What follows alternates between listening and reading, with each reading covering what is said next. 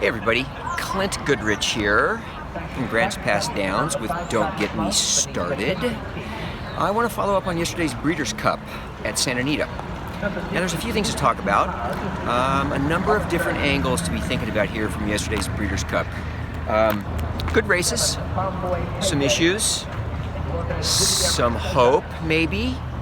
But what I want to do is I want to switch away from Grants Pass Downs today, which is my home track, from here on site to my studio, which is under construction, not quite finished, but it will be soon. Let's go there. Now, I want to talk a little bit about what we saw yesterday. We saw some good things yesterday, we saw some okay things yesterday, and we saw some things that weren't so great. Now, Santa Anita had they were in the hole when they started the thing yesterday, and they really never got out of the hole. They salvaged some things, they blew some other things. I'm not a fan of Santa Anita. I'm not a fan of the Stronach group for obvious reasons. The Breeders' Cup should not have been at Santa Anita yesterday. I don't care what anybody says. It was a ridiculous, ridiculous decision to keep the event at Santa Anita yesterday. Now, they kind of pulled it off. They made the best of a bad situation. The best thing they did was deepen and slow the racetrack down. That gave horses a shot. Now, it was a little bit unfair to the handicapper because the handicapper's used to seeing fast times at Santa Anita as opposed to slower times at Santa Anita. Slower times are in a horse's best interest.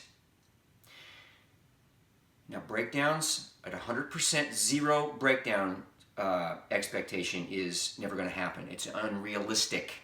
It can't happen. It won't happen. Now, to strive for it is fine, but you will never get to zero. I don't care what you do, it will never be zero.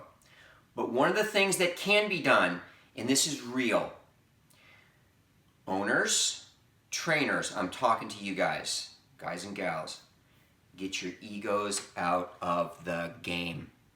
Run these horses where they belong. Stop trying to make horses graded stakes winners that are not graded stakes winners. Stop trying to make horses Breeders' Cup horses that simply are not Breeders' Cup level, quality, caliber individuals. Many of these horses will overcompete. When they overcompete, you raise the possibility of a horse breaking down. In my opinion, this is my opinion, Mongolian Groom was not a Breeders' Cup Classic level horse. Now, I can't prove this is why he broke down. I don't know. No one knows. But if Mongolian Groom had been competing in a grade 3 or a listed stake or an undercard race, there's a very strong likelihood that he would not have broken down. Now again, I gotta say, I can't prove this, but based on experience, personal first-hand experience, when you ask a horse to overcompete, especially when they're young horses, they will do it. And quite often, it doesn't go well. If you don't ruin them, you dent them and damage them. Owners, get your ego out of this thing. Run your horses where they belong. Let your trainer suggest to you where your horses need to be competing.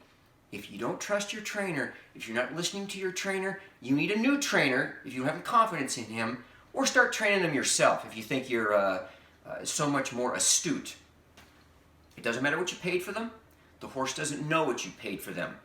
Run them where they can compete and compete effectively.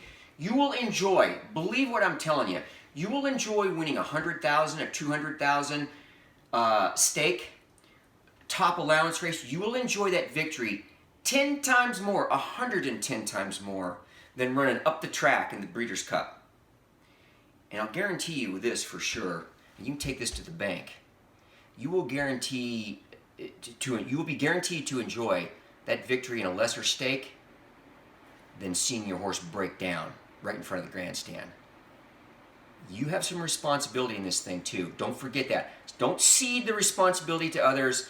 Don't offload it and outsource it to your trainer or to the vets or to the racetrack or to medications. You have some responsibility yourself for your horses. Those horses rely on you, the human, to make the right decision and choice for them. They have no vote. You and you alone, owner-trainer, have an obligation and responsibility to your horse to place them in the best position you can place them in. Money be damned. Now here's another thing that racetrack management can do to aid this. Give those horses a place to run. Stop making graded stakes so prolific that every horse wants to run in a graded stake. Every owner wants to run in a graded stake because they can't fill allowance races. Limit those graded stakes to 12 or 14 horses. Make fewer of them to increase the actual value of them, as I said in my previous video. Make it harder to get in those races. Make those horses that really belong in those 12 or 14 horse gates belong there. The Breeders' Cup needs to contract again to 7, 8, 9 races. Stop spreading the product out so thin. Get rid of the 2-year-old turf sprint. That is so ridiculous, it's not even worth mentioning nearly. Why do we have 2-year-old juvenile races on the turf? You saw full fields of a bunch of wannabes as opposed to horses that really belonged in the 2-year-old juveniles on the dirt. You had short fields on the dirt, big fields on the turf. This is not Europe. This is the United States. You're wasting money, you're wasting horses. Everybody wants to try a horse on the turf. Oh, I have a turf horse, I have a turf horse. Oh, please, stop it.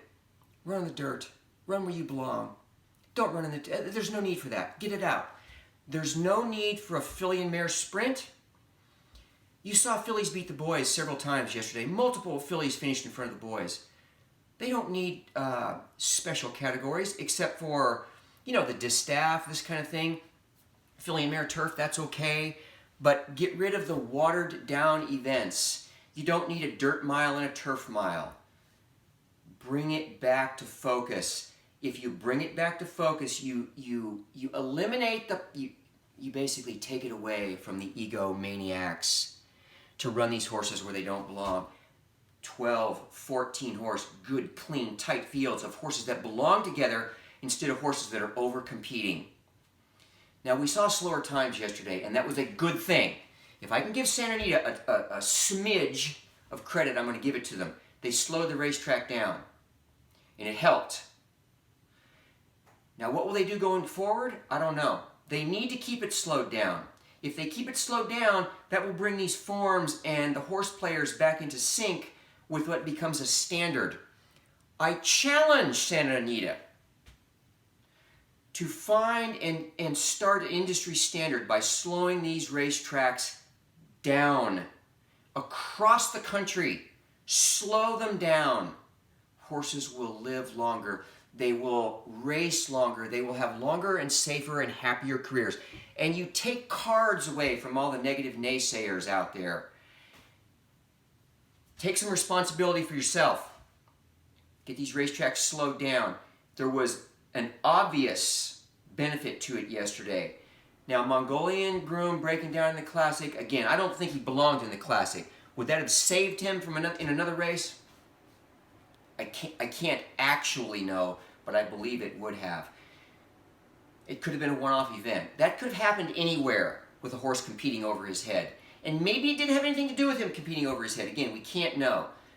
But you can't have one event, one negative event, tarnish the whole day. Generally was a pretty good day.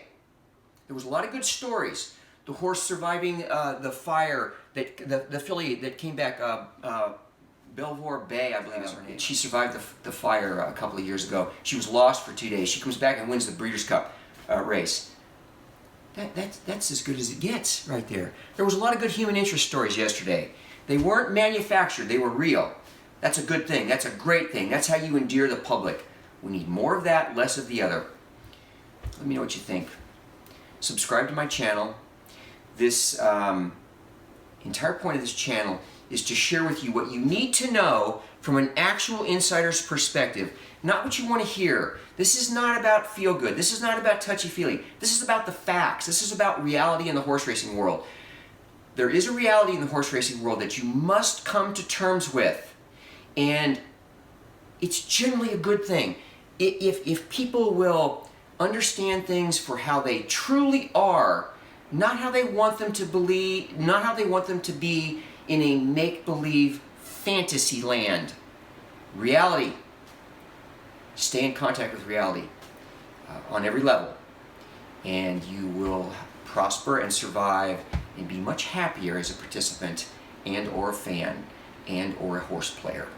Everyone can win here if the right things are done within the industry and we lead by example. Come on, Santa Anita, let's lead by example. I don't have a lot of confidence in you, but I challenge you to try. Talk to you next time.